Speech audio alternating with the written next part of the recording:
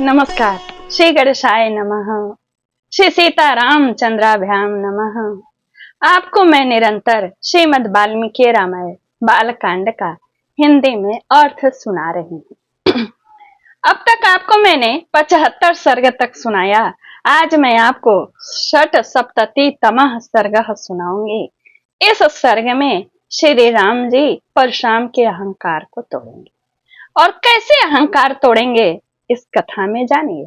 और क्यों परशुराम जी अपने गुरु को, कश्यप मुनि को दिए हुए वचन को निभाने में असमर्थ है और क्या वचन दिया इसको जाने और फिर निभा पाए कि नहीं निभा पाए, और श्री राम जी ने कैसे परशुराम जी के अहंकार को तोड़ा, यह बात इस वीडियो में जानिए। श्री राम की कथा सुनने से महाराज धर्म अर्थ काम मोक्ष चारों पुरुषार्थों की सिद्धि होती है।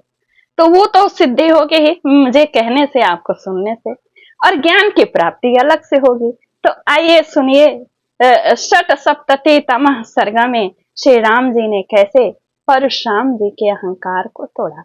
जब परशुराम जी अपने कार्य को, जो क्षत्रियों का संहार किया, उस कार्य का जब बखान कर रहे थे और श्री राम जी को ललकार रहे थे, उनको पराक्रमहीन समझ रहे थे, तो उस समय श्री राम जी अपने पिता के सम्मान में कुछ बोल नहीं रहे थे। पिता के कारण कुछ बोल नहीं पा रहे थे जमदग्नि नंदन परशुराम जी, लेकिन इतना ज्यादा वो बोल रहे थे कि इस सर्ग में श्री राम जी क्रोधित होकर के बोलेंगे, और बोलेंगे तो बोलेंगे, परशुराम जी के अहंकार को भी तोड़ेंगे। ऐसे अहंकार को तोड़ेंगे कि वे अपने कश्यप मुनि को दिए हुए वचन को निभाने में असमर्थ हो जाएंगे।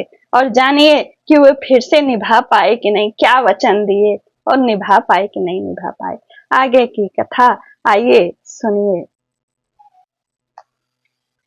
श्री राम जी ने कहा, भृगुनंदन ब्रह्मन, आपने पिता के ऋण से उऋण होने की, पिता के मारने वाले का वध करके वैर का बदला चुकाने की भावना लेकर जो क्षत्रिय संहार रूपी कर्म किया है उसे मैंने सुना है, और हम लोग आपके उस कर्म का अनुमोदन भी करते हैं, क्योंकि वीर पुरुष वैर का प्रतिशोध लेते ही हैं।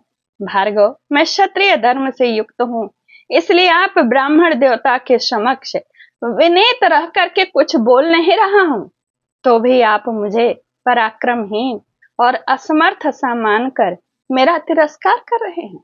अच्छा, अब मेरा तेज और पराक्रम देखिए। ऐसा कहकर शीघ्र पराक्रम करने वाले श्री रामचंद्र जी ने कुपित हो परशुराम जी के हाथ से वह उत्तम धनुष बाण ले लिया, और साथ ही साथ उनसे अपनी सारी वैष्णव शक्ति को भी वापस ले लिया। उस धनुष को चढ़ाकर श्री राम ने उसकी प्रत्यंचा पर बाण रखा। फिर कुपित होकर उन्होंने जमदग्नि कुमार परशुराम से इस प्रकार कहा, भृगुनंदन राम, दशरथ नंदन राम, भृगुनंदन राम से कहते हैं, आप ब्राह्मण होने के नाते मेरे पूज्य हैं तथा विश्वामित्र जी के साथ भी आपका संबंध है। इन सब कारणों से मैं इस प्राण संहारक बाण को आपके शरीर पर नहीं छोड़ सकता। कहते हैं दशरथ नंदन राम भृगुनंदन राम से, मेरा विचार है कि आप जो सर्वत्र शीघ्रता पूर्वक आने जाने की शक्ति प्राप्त हुई है आपको, उसे अथवा आपने अपने तपोबल से जिन अनुपम पुण्य लोकों को प्राप्त किया है उन्हीं को मैं नष्ट कर डालूं, क्योंकि अपने पराक्रम से विपक्षी के बल के घमंड को चूर कर देने वाला यह दिव्य वैष्णव बाण, जो शत्रुओं की नगरी पर विजय दिलाने वाला है, कभी निष्फल नहीं जाता। उस समय उस उत्तम धनुष और बाण को धारण करके जब खड़े हुए श्री रामचंद्र जी, तो संपूर्ण देवता ब्रह्मा जी को आगे करके यह देखने के लिए आए, और उनके साथ साथ गंधर्व, अप्सराएं, सिद्ध, चारण, किन्नर, यक्ष, राक्षस और नाग भी उस अत्यंत अद्भुत दृश्य को देखने के लिए वहां आ पहुंचे कि अब क्या होगा, कैसे परशुराम का अहंकार नष्ट होगा और अब यह बाण कहाँ चलेगा। श्री रामचंद्र जी ने जब वह श्रेष्ठ धनुष हाथ में ले लिया, उस समय सब लोग आश्चर्य से जड़वत हो गए परशुराम का वैष्णव तेज निकलकर श्री रामचंद्र जी में मिल गया, इसलिए वे वीरहीन हुए। जमदग्नि कुमार राम ने दशरथ नंदन श्री राम की ओर देखकर कहा, तेज निकल जाने से वीरहीन हो जाने के कारण जडवत बने हुए जमदग्नि कुमार परशुराम ने कमल नयन श्री राम से क्या कहा? धीरे धीरे कहा, रघुनंदन, पूर्व काल में मैंने कश्यप जी को जब यह पृथ्वी दान की थी, तब उन्होंने मुझसे कहा था कि तुम मेरे राज्य में नहीं रहना चाहिए। तुम्हें मेरे राज्य में, क्योंकि दान की हुई चीज में नहीं इस्तेमाल करते ना, तुम्हें मेरे राज्य में नहीं रहना चाहिए। ककुतस्थ कुल नंदन, तभी से अपने गुरु कश्यप जी की इस आज्ञा का पालन करता हुआ मैं कभी रात में पृथ्वी पर नहीं रुका, नहीं निवास किया और नहीं करता हूँ, क्योंकि यह सर्वविदित बात है कि मैंने कश्यप के सामने रात को पृथ्वी पर न रहने की प्रतिज्ञा कर रखी थी। ये वचन दिया था उन्होंने गुरु कश्यप जी को। इसीलिए वीर राघव, आप मेरी इस गमन शक्ति को नष्ट ना करें। मैं धीरे धीरे कह रहे हैं क्योंकि उनकी शक्ति चली गई है ना, वो बेरहीन हो गए हैं। मैं मन के समान वेग से अभी महेंद्र नामक श्रेष्ठ पर्वत पर चला जाऊंगा। और अब अभी तक आपने ये नहीं जाना कि जो धनुष पर प्रत्यंचा पर बाण चढ़ाया था श्री राम ने, तो कहाँ छोड़ा? छोड़ने के लिए स्वयं परशुराम जी ने बताया कहाँ पर छोड़िए। आइए सुनिए। कहते हैं श्री राम, मैंने अपनी तपस्या से जिन अनुपम लोकों पर विजय पाई है, उन्हीं को आप इस श्रेष्ठ बाण से नष्ट कर दें। अब इसमें विलंब नहीं होना चाहिए। उन्होंने अपने विजय लोक पर नष्ट करने के लिए खुद ही विनती किया परशुराम जी ने। शत्रुओं को संताप देने वाले वीर, आपने जो इस धनुष को चढ़ा दिया, इससे मुझे निश्चित रूप से ज्ञात हो गया है कि आप मधु दैत्य को मारने वाले अविनाशी देवेश्वर श्री विष्णु ही हैं।